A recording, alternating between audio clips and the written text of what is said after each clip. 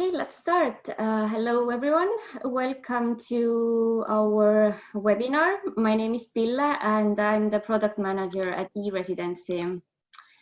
Since basically the entire world is kind of on a lockdown mode at the moment, or most countries are quarantined at the moment, then many small businesses who are not used to doing it have to manage their work remotely now. So this is why we asked Evelin over today to give you all sorts of tips and tricks how to run your business more smoothly remotely. If you guys have any questions during the webinar, then please write them to the Q&A section, not to the chat one. We'll be checking the Q&A afterwards. Okay, so Evelin, here's the word for you. Thank you, Pille, and thank you for having me. And this is really a bit a crazy time in the world, as I bet everyone is feeling on their own skin, so to say, in many ways. Maybe just a few words about why I'm the one speaking about remote work and make a small introduction about myself. So for the past 5.5 years, I worked in an Estonian software company called Toggle. Maybe some of you have used it. It's a time tracking tool for anyone working by the hour and trying to assess their productivity. I was the people ops lead. And what's unique about Toggle is that it's a fully remote company. It transitioned from a regular Estonian startup to a fully remote company over the past years. And so that's my kind of experience with remote work. And I've lived it for years, and I tried to share what I know about it. Today I work at Ampler Bikes, which is another Estonian company making light commuter electric bikes. And also interesting now to see how this remote thing can happen in a company where some people actually have to be working factory jobs, making the bikes on site, and others are staying home. But just I think that's enough about me. I'll go into to talk about some aspects that I think are important to keep in mind when you work remotely. And then I will leave a lot of time at the end for questions. So I really hope you have a lot of questions, because I want this to be as useful to you as it can be. And I can guess some questions you will have, but I hope you will post a lot of questions and I can answer them later. Okay, sorry. Yep. So the first, it's a pretty obvious question, like what is remote work? And I would like to make some disclaimers to begin with, or point out some aspects. First of them being that what we are doing nowadays as a world, like Pille explained, everyone being remote, and this is not what I usually think about when I talk about remote work, because for me, the key aspect about remote work is actually flexibility, which I wouldn't say people have a lot right now. They are kind of stuck in homes. Sometimes they're not even allowed to go outside, so these kind of things. It's not really the normal, flexible, nice kind of remote work, but still home office is a part of the remote work life, and it is part of the big thing. But just wanted to point out that the experience you have now may not apply in the future when this situation is over and you still think whether you should work remote or not. And this is, I wouldn't equate these things. This is a pretty rough version that you have to go into overnight. Mm-hmm. Another thing, maybe like in general to keep in mind, is that remote work is still work. You're still the same company, the same team, the same people with the same jobs, just the medium and the format is a little bit different. So that's one side, but on the other side, you cannot copy paste from everything that you used to have in the office to the remote office. So you will have to think which things make sense in the remote work and which things you may have to adapt. I see it also as a good opportunity to review the way you work, your processes maybe, and some things might become more optimal actually in this remote life when you have to really think about how you get things done and how do you measure the impact and the results of this. Actually, I've noticed from my own experience that the working remotely has made me more effective and less tired for some reason at the end of the day. So yeah, I actually predict that a lot of people maybe not the people at home with their kids right now, but still a lot of people might find that remote work is actually pretty cool and that they get a lot of things done if they have the flexibility and opportunities to do work the way that is most productive for them, because people are, everyone is different. Not everyone is a morning person, for example. So you know, they may have a chance now to work in the evening hours that are much more productive for them. So I see opportunities here as well, even though it might seem scary at the beginning. And this, like I said, jumping into it overnight, which would normally not be the way that I would recommend trying out remote work. But now that we're here, let's just try to get the best of it. So just a short version of some things I want to mention. That is, in my experience, these are like really, really key things about remote work and making it work. Communication, focusing on results, leadership, leadership, and also keyword trust. I'll go over all of them, but so just like an intro. If you want to remember the keywords, these are the ones. First, I'll talk about communication because pretty much every remote company or person that worked remotely can tell you that this is the #1 thing that will make or break the company and the way you work. You have to focus on the communication in the broadest sense and also in the narrow sense. Like so many times I've thought, like, I know this is true, I know communication is #1, but still I'm surprised that how did this happen? Like it was, again, like miscommunication on some level. Just as you would probably experience in any company, but in remote it becomes like extra important. What do you mean about communication in the broader sense and in the narrow sense? In the broader sense, like how does the information flow? How do people interact with each other? And in a narrow sense, like which tools do we use and which you know, specific things.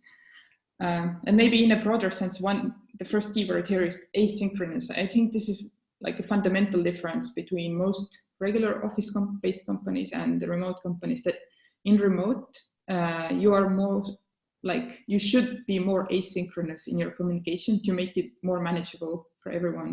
So this, like, synchronous communication would be where you are in the same space at the same time, like an online chat, meeting, something where 2 parties or more are doing it at the same time, back and forth. And asynchronous would be something where it's not happening at the same time. For example, you send an email and somebody answers it a few hours later, or even in chat, you send a message, but you don't expect an immediate answer. And in remote, since the flexibility is a key keyword, I think you need to think how you can communicate asynchronously to give people the flexibility, especially now that maybe they have to really deal with their kids, that they don't have to be acting immediately. And this is like an agreement you need to make in your team. How much asynchronous can we afford? And sometimes it might even be better, because if people answer immediately, they may just say whatever comes to mind. But if they have time to think about what they really want to say, what's their actual like argumentation about something, you might have much more meaningful conversations. And I think I think this is a really good way to grow yourself in the future, to turn more asynchronous. Because I think today all of us are reachable on our mobile phones, and we have like 5 different channels on our smartphones where people can text us and ping us. And I think everyone expects everyone else to reply immediately. And it's a nice way to teach yourself to calm down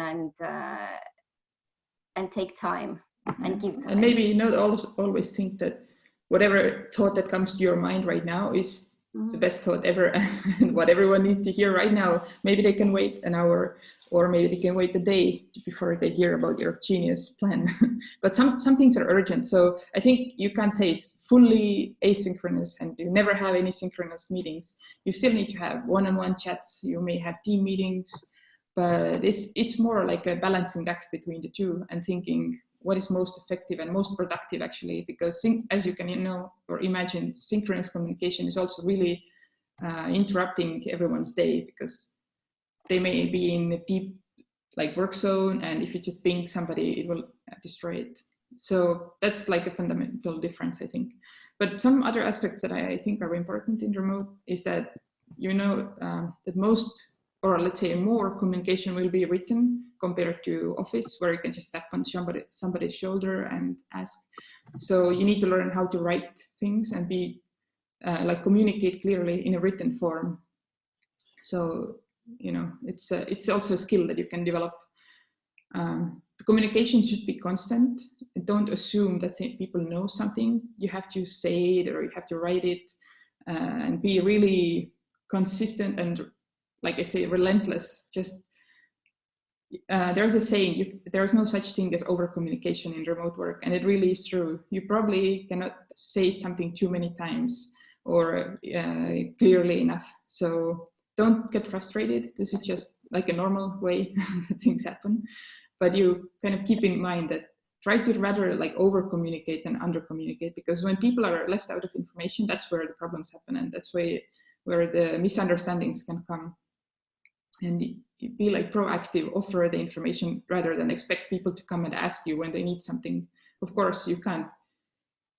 I mean, there's a balance, like reasonable balance here, but the default thinking should be that like I offer more, like I always offer information myself, and I'm transparent. And last thing about communication that maybe deserves mentioning is this having a single source of truth, like having some kind of channel, like whether it be Slack, maybe it's Google Drive, maybe it's, I don't know, Microsoft Teams, Skype, or whatever place, but some place that people know that this is where we get the, let's say, the true information, or this is where I can go when I really need to know what's the latest or what's the correct information about something. Maybe have an internal wiki-like thing. For example, we use a tool called Notion. I know Atlassian has many products, so it really depends what you already have. I don't think you need to necessarily create new ones if you already have something, but just communicate it clearly. Where is that place where we go to get information? And it helps keep people on the same page and informed, so they can be independent in their work and have some security and like confidence, I mean, about things. So briefly, that's all about communication. You cannot overdo it. That's my lesson. Next big thing is results over process. And again, I assume this is true in many companies, in regular companies, office-based, but in remote, focusing on results becomes the key thing, because how will you know that work gets done? How will you know that things are moving in the right direction? First, you need to set really clear goals. You need to know where you're going, what do you expect from people, what do you expect from their company, and then communicate this again, communicate, make it explicit that everybody knows what are these goals, where are we going. I always recommend writing it down in that single source of truth place, like wherever you put it, tell people this is where it is, this is where we update it. And it can be on the company-wide level, but also in smaller teams. So let's say a marketing team, or maybe like, I don't know, software development, depends what kind of company you have. Within that team, you can also have really clear expectations for the team and for the individual people on the team. And there are many systems, how you can name it. You might know like OKRs, objectives and key results, KPIs, key performance indicators. There are so many. It doesn't matter which one you use, but use something that is suitable for you and that makes sense and that is clear. And I think the best kind of goals are ones you can measure, that are specific, like in some, I don't know, bringing an example from marketing, like the traffic numbers or conversion rates, things like this you can measure. So that's like this easy one. Some, of course, some professions are not so number-based, I guess, but you can still have some kind of things where you go look after a week or maybe a month and see like which things did we achieve of the ones that we agreed to. It depends really what's the system you already have. So Can I ask something? I want to ask about setting goals and the expectations. How much should be this, especially in the situation of a crisis like we have now? How much should this be a teamwork, something that the entire team decides? For example, if it's not like a production big company, but if it's a smaller team, let's say like 10 people. So what can you comment it somehow? What do you think? Should it be like really top down, that someone says that we will take this direction, or how much should be like this decided inside the team which way to go, and what are the goals now, or what's your experience in it? I guess my philosophy is always to include people in deciding their own goals, but at the same time, the big vision or the big goal, I think it has to come from the top down. So it's like from the owners or board or somebody who has all the data to make that big decision and tell people, like, this is where we're going. We need to get to this point, but you figure out like what you need to do to get there as a team, as a like individual. So it's some kind of a balance. Like, you cannot expect the vision of your company to come from the team. That needs to come from you as the head of the company. But your team is the experts. They know how to get there. So you should listen to them. And when they say, like, if you want, I don't know, revenue of this size, like, and these are the key things we need to get there, and this is like what I can do in my field to help you get there. So this is kind of a teamwork also. But yeah, as long as the goals are really clear and they're mutually agreed and understood the same way. So you should make sure that people understand your goals if you set them. Communication. Again, yeah. And then also another thing is keeping the accountability and checking back on these goals, not only once a year or once a quarter, but maybe you have weekly checkups somehow. It really depends on the field of work, of course. It helps like for the communication part, but also to keep everything on track, and you also spot when something is not going by the plan. Then like ask why not, what's happening. Maybe there's an objective reason why something isn't going well, and I think nowadays there's a lot of crazy things happening that can affect your goals, so you should adjust accordingly. Yeah, especially in this situation where we are now, like things are changing daily basis. I think you have to like rethink your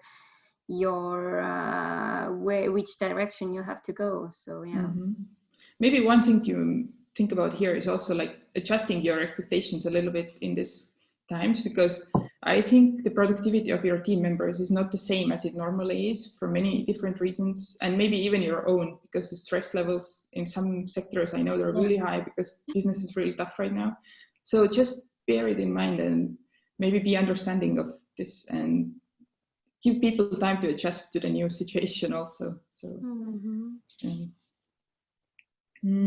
okay, let's see the next point, which is trust. I already mentioned a few things about it, but if I'm honest, this is like, it sounds so obvious to me, but every time I talk about remote work, people ask about it. So I feel the need to just stress it. You have to trust your people. Like, don't hire people you can't trust, because what's the point? And especially now in this time when, people want to keep their jobs, they want to do a good job, they want to get through this all together, but you as a leader have to be the role model, and you have to trust people, just, and make sure that they have the environment where they can excel, because I think that's the job of the leader in a way. And the default thinking should be to trust people that they will do their job. If you see something is not happening the way you want, talk to them and ask, like, what's the problem? What I've seen a lot is that we make assumptions. Everybody does. I've also made the same mistake, like, oh, that thing didn't get done, so I guess they were, watching Netflix or whatever, like they were just lazy. we tend to make the negative assumptions also. We don't assume the positive things usually. It's a human nature thing. But to fight these assumptions, you have to talk to people, and you have to like be aware that if you don't have facts, don't assume, just ask. Exactly. Yeah. I totally agree. Because remote work, it's not like some people are more capable of it than the others. Okay, some people enjoy it more than others, but everyone can learn to do it if you help them, if you support them and talk to them, because there may be so many reasons why something is not working. So default to trust, but check on people still, like, to see how it's going. I feel it's like super important part, especially now. Like I said, many people are very stressed about the situation, even if their own personal job is not in danger, but everything that's going around, like, is affecting people. But even in normal like times when you work remotely, this is a topic I always get asked about, so I had to include this part.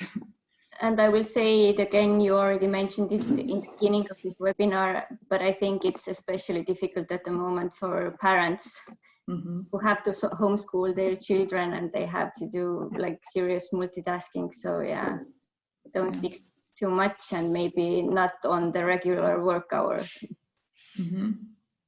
Yeah, actually, okay, now it's going a bit fast. I wanted to mention a few things that would be good, that help with the trust, is that if you make some agreements about how you work together remotely, I guess anyway, but especially now that we talk about remote work, you can call it a guideline or rules or however you please. But these are some things that you could agree on, like what are the working hours when we're all in the home offices. Actually, I wouldn't recommend 9 to 5 unless it's really like, job specific thing that because of the customers, it has to be like this. Just agree maybe a few hours a day that everyone should be available, and the rest they can use flexibly whenever it's good for them. Maybe they have to take care of the kids, do grocery shopping, take care of somebody, or whatever it might be. So to give this flexibility, you need some overlap, but you probably don't need 9 hours or 8 hours a day of overlap. So make an agreement, discuss with your team and make an agreement. The same goes for responsiveness. How fast are we expected to answer? Like, is it okay if I answer an email within the same day, or in a chat? Do we need to really answer immediately, or it's okay if we answer as soon as possible because maybe I'm in a meeting or doing something else?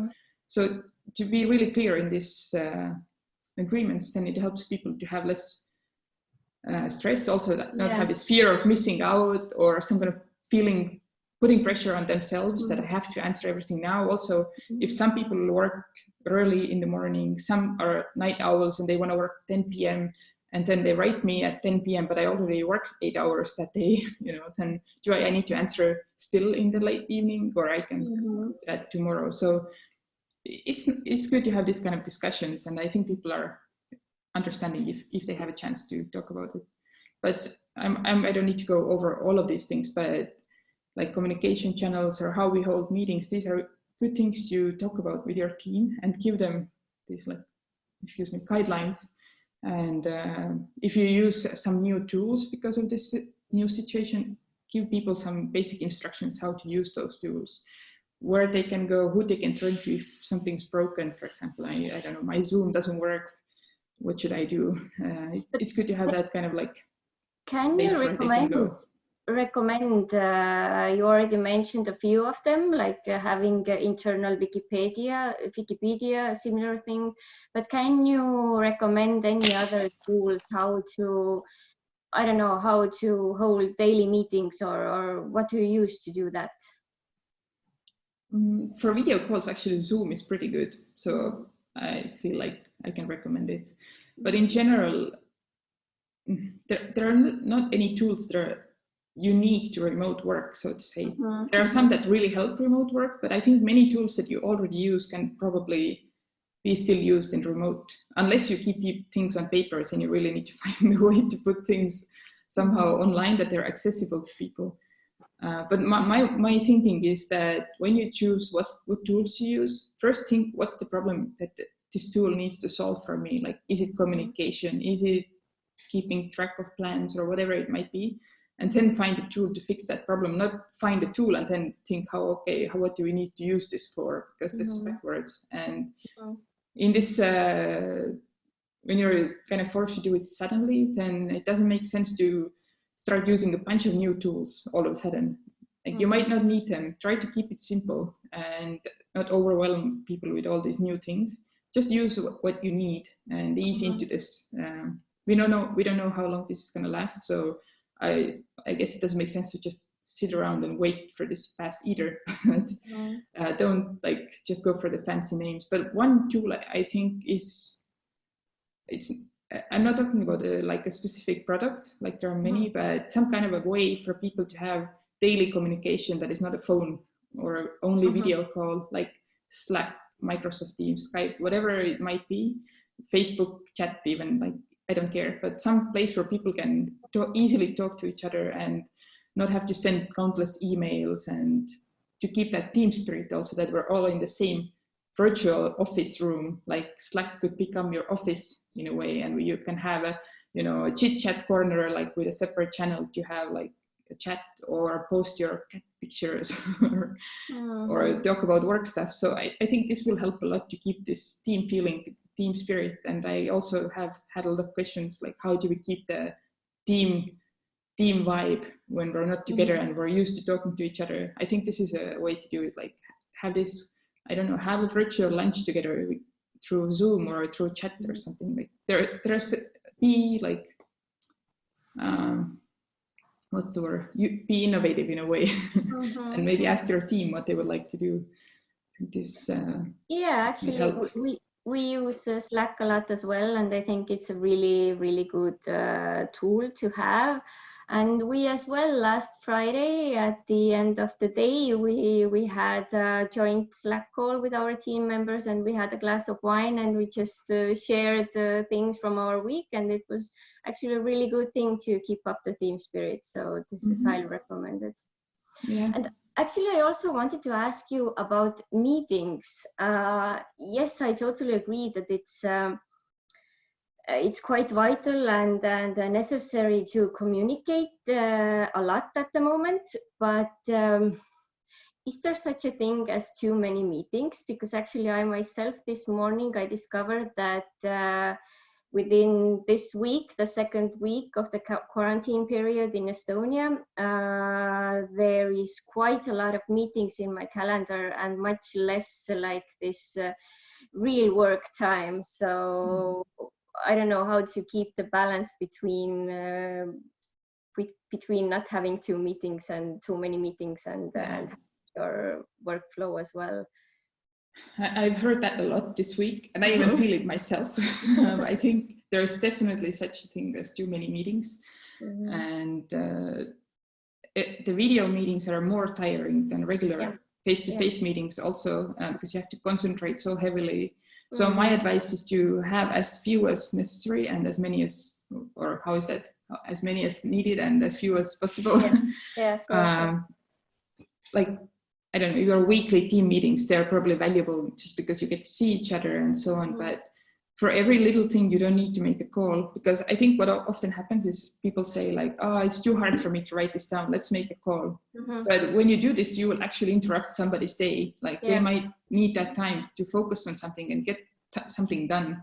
So if you have these constant interruptions, and no meeting will take you 10 minutes, it will go too long. So what this goes back to the asynchronous versus asynchronous that I talked about. Like, can we do this somehow without a meeting? Maybe I can make a Google Docs file and we both comment on there, or even send an email, or I don't know, like, you know, do it in a chat, like back and forth, in a time that is convenient for people when they're not focusing on something else. I think it's a lot less stressful, but it requires in the beginning a little bit of adjustment, that you learn how to say things in writing.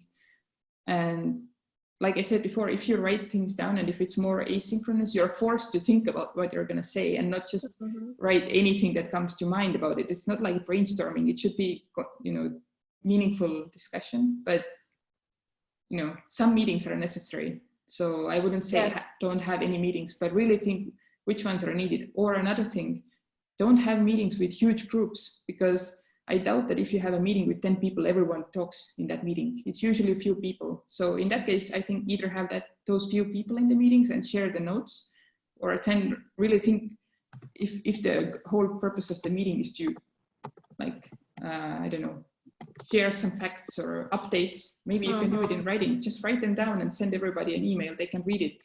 They can keep themselves up to date. I would recommend having meetings when you need to discuss something or fine tune some decision where we couldn't agree on the writing, or when things, maybe sometimes the chat can, you know, get kind of like out of hand or hard to interpret what people meant. Then it's okay also to agree on a meeting, but then the meeting should have a really clear goal. Like, what are we doing with this meeting? Is it just to talk, or we need to decide something? We need to plan something that we couldn't do in writing. But it is, I think, for many people right now, a burden that they're sitting constantly in meetings and they don't have time to work. Yeah. Very good question, I think. I think I had like just two things I wanted to add. One is about leadership, because I'm assuming that many people watching are actually company owners, or they have a team to lead some people. So this is like a time when the good leaders stand out from all the rest, because the ones who lead by example, keep the cool, and like try to reduce people's anxieties, you will really stand out. Like, be the leader you want to have, so to say. Think what does your team need right now? Do they need you to check how many hours a day they worked, or they need your support, that you understand and you try to do everything you can to give them the environment where they can succeed and accomplish their goals. So maybe this sounds very cliche to some people, but I think this is really important, because in my experience, remote work fails when the leaders fail, not when the technology fails or when like team members are not productive at home, because those things also affect, but the biggest impact comes when the leadership gets weak and there are not clear expectations and all of these things. So even calling these like for Friday afternoon chats, I think this could come from your team lead or company owner, whoever, depends how big the team is, that says like, this is important right now, we need to stick together, so let's have a wine together, whatever it might be. So really, really important time for any leader to think about what's your role really in the company, what do people expect from you. Yeah. And last but not least, this is also a question I always get asked: how can we be productive in the home office, because of all the distractions, and it's not so comfortable and ergonomic, so on. I don't have like the perfect answer, because everyone is different, but some things that for me personally have helped is having routines. And right now I feel it's really hard to do, because kind of you're confined to your home. I can't go to the gym after work to rewind, or movies, or so I have to be really, really self-disciplined. So what I try to do is have a walk every morning before I start working. I also try to start at the same time every day and finish roughly, but this might not work for everyone, especially if you have like kids, as we talked about, or whatever the routine is for you. Just try to stick to it. And maybe if you have family at home, try to have lunch together every day. So there's some like discipline or routine for you to stick to, because if you work 1 hour here, 1 hour there, it can get difficult. And also I recommend having a specific place as your workplace. If you don't have an office room, like maybe it's your kitchen desk table or some other place. I wouldn't recommend your bed, because you don't want to associate your bed with work. It should be only for the fun things and sleeping. But generally, like, have a dedicated place. Since we don't know how long we have to stay in the home offices, this can be a while. It's good to have this association in your head that this is my working place. And when I leave from that desk, maybe then I'm off work, so to say. Like, I don't know, wear different slippers for work time and not work time, what if that helps, but make some kind of a thing for yourself. And also you still have something to do besides work, like read a book. Maybe you have a hobby like handicraft, walking, running, cooking, whatever it might be. Watch Netflix. Just do something besides work to get your mind off the work, because overworking is also a risk when you stay home. I just wanted to say the exact same thing, because during the first week of the home office, I heard from many people, and actually I felt it myself as well, that because you're in your home, you won't be getting dressed, leaving for work and doing the regular stuff.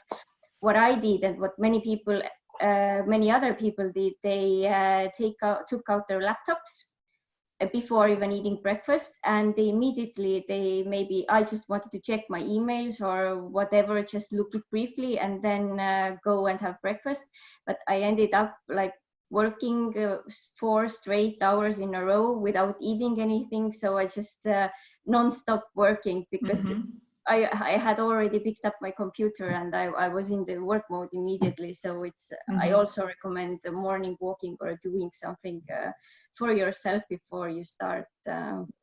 This requires a lot more self-discipline than maybe being in office, because then there you have like visual clues and like habits that now it's time to go home and stop working, for example. You don't have this necessarily when you're at home, so you have to be mindful. And actually, if you have trouble taking breaks, I know some people like to use the Pomodoro timer, which like you can set that it reminds you after a certain time to take a break.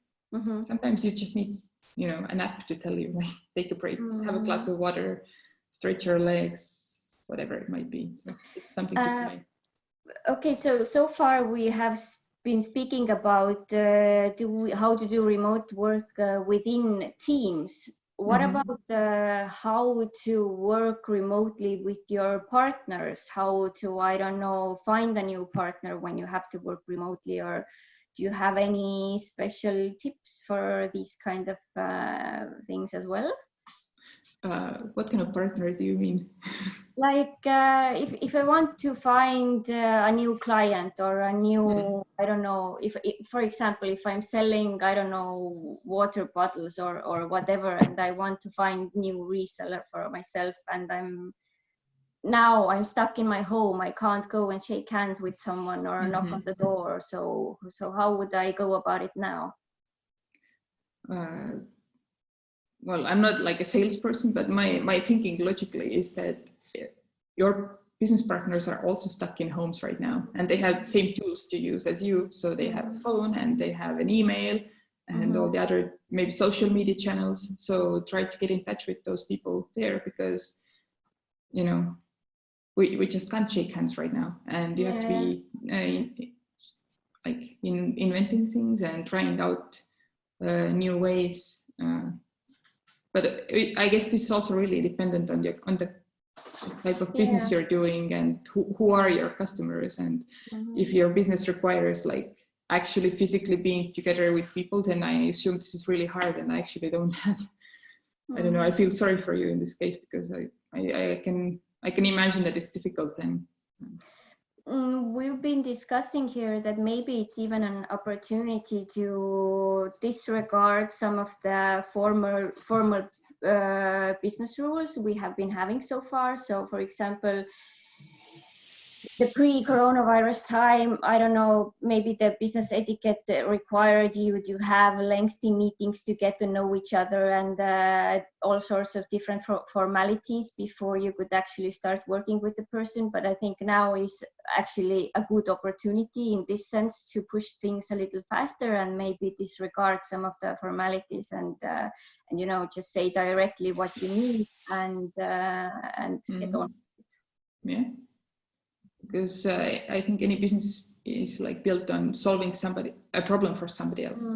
So maybe they have also a new set of problems that you can try to address and help with your service or tool or whatever you may have. Of course. Do you have any specific tips for the parents of children? How to find some time during the day to manage get some stuff done? Because I know one of my co-workers, she goes to a car for sometimes during the day to get some things done. So I don't know, do you have any recommendations? I've also seen pictures of people working from the closets and bathrooms, trying to find a quiet place. I don't have kids myself, but I've actually talked to some people about how they solve this. And one thing, if your kids are like in an age where you can talk to them, like have a conversation, try to also make some kind of agreements with them, set some kind of house rules. So to say like when is work time and when is play time, and try to maybe make it more fun for them to stick to this. Of course, if the kids are going to school, they have their own things to do during the day. They might need your help, but also still then you can make some kind of agreements with them. I heard this worked for some people. And another thing many people have mentioned is trying to take shifts. If both parents are working from home, then one takes care of the kids and the other works, and then they switch and try to balance this. I even heard some people made like they share the work calendars with each other, so they see the busy and available times, and they can, you know, balance that in this way. But I guess if just need to adapt to this. At the beginning will be hard, like, but after a few weeks, I think everyone adapts a little bit and finds creative things to do it. And I know people will also get tired. So I think what you need to understand is also that you need to be, I don't know, kind to yourself and not overdo it. Because like I said, you cannot be at 100% productivity in this situation then. And you need to accept it and not stress about it too much. Mm-hmm. Okay, we have a question from our webinar participant. Mm-hmm. He's asking, how can we show leadership to our clients? Could we build a more emphatic, deeper relationship with our clients? I think absolutely. This would be really excellent because, you know, your clients are also human beings and they have the same situation probably, or maybe even worse, who knows. So in your communication, for sure, you can be considerate of this, maybe ask your clients, what do they need from you at this time? Because also this comes down to communication and the values that you represent. Yeah, I would also recommend directly, if you have maybe a Facebook channel or whatever, like writing an open question to ask what is it that they actually need, and communicate as much as possible. Or if you have a blog, you could write maybe a post about what you're doing in this situation, how's the work restructured, what you can do for your customers at this time. I guess what I've also seen a lot is a bit of this like opportunistic approach by some companies that maybe are doing good in this time because their tool or service is kind of like more usable during this time. I don't know, this is like, but I would be a bit careful. Like we had a bad example in Estonia yesterday when one of the sports goods store made like a 50% discount, and then people rushed to the store even though there's a clear orders to like stay home. But this kind of move kind of provoked people to just leave their home. So it's not really a responsible way to act. So I think what you can do is also respect your customers and don't invite them to a store at the time when they should be at home.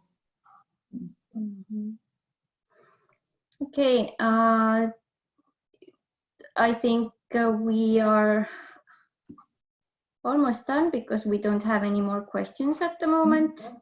Evelin, maybe I can share a few resources that if anyone wants to check out more.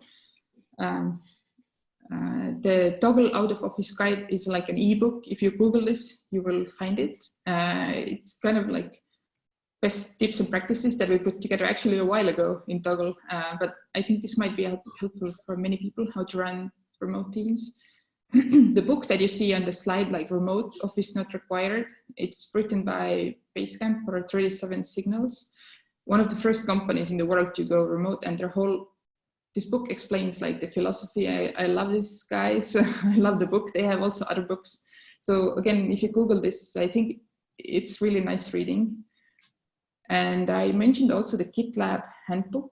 GitLab is another remote company. They have more than 1,000 people working fully remotely. They don't have an office and they're all over the world. Really cool example. And their handbook is public and you can read all the processes they have in the company, how they arrange, how they use Slack, how they, I don't know, do the vacation policies or whatever. Everything is public. So if you're interested in how to document your rules and processes, this is a really great resource. And I also listed my own website, which is a blog, basically. So if somebody wants to read, I have a few articles there. Yes, we actually just received a question. What was the name of your company? So this Andrespok at the bottom of the resources list is Evelin's website name. Yeah, this is my personal website. This is not my company, but I have actually offered some consultations to companies that want like a webinar for their own team or leaders or this kind of thing. So if you're interested, sure, please feel free to reach out. You can find the contacts on the website. Great. Let's take let's take the last question. Yeah, sure. Actually, now the questions started piling in, but it's a pretty good question. How to solve team conflicts remotely? Yeah, this is a good one. My advice is that if you see like that kind of like a written discussion is getting heated or getting out of hand, then it's a time to make a call, like agree on a meeting and get these people in the same room and try to do conflict resolution, because this is kind of hard in a written form. So this would be a good reason to have a meeting. But also, well, when this situation happens, you should try to understand what's causing it, because often, I'm pretty sure often it's caused by miscommunication or a lack of information or something like this. And maybe even people just being stressed in the current situation. Basically, you resolve it as you would resolve any conflict at your workplace. You talk to people, but just I think key thing is like try to do it in a video call in this situation, and not assume that people can solve it on their own. So I think this is the place where, yeah, the manager of the company has to intervene and then get the people who are arguing or who are having this conflict together and try to solve this together. Yeah, and maybe one tip is, okay, sometimes things happen out of the blue or so to say suddenly, but you can also prevent many conflicts by having the one-on-one talks with all your team members, just to find out how they're doing and what's bothering them. And so you can prevent like things before they get too bad. And if you have a trustworthy like relationship with people, they will start telling you things that are bothering them, and you can resolve them before they get too bad. Okay, can we have another question? Is it okay? Yeah, I have time. Okay. Yeah. Okay. Is it possible to run a full day strategic sessions remotely? Any tips on format and structure? I haven't done it myself, but for example, I just heard from my mother that she had one, and she said it was really okay to do it this way. And they did it through Skype actually. So the participants just got like a link. They didn't even have to sign up, I think, or I sign in to anything. That's one way, but Zoom works also really well. And in Zoom, you can also have breakout groups. And I think you can do it in other tools, but it's just like I'm just familiar with Zoom. Any webinar tool might be able to do it. What is really important is to have breaks. You cannot do it all day non-stop, like have a lunch break, have coffee breaks. I find like 1 hour straight of video meeting is pretty tiring. So after that, you definitely need a break. And what is also important is to have a really good preparation and the structure for that seminar, because it's really hard to focus if you don't know where are we supposed to get with all of this. It's if you're just physically in the same room, you might just have a chit chat if you get tired and stuff like this. But in video, you need to be really mindful that you don't like burn out and you have people know what they're doing. But I heard it's possible, and I would just try it out and see how it goes, and then next time you can do it better. But I think this is it for the moment with the questions. So I guess it's time to wrap it up. I'm very, very thankful to Evelin for joining us here today and for all the good tips on remote work. I got some good information as well, especially the meeting thing, having too much meetings. This was bothering me a lot. Stand up for yourself. Yes. So thank you for the good conversation, and thanks everyone for listening in. And please stay. Thank you. And please reach out if I can help you. You can be found on LinkedIn and the website. Thank you. Bye. Bye.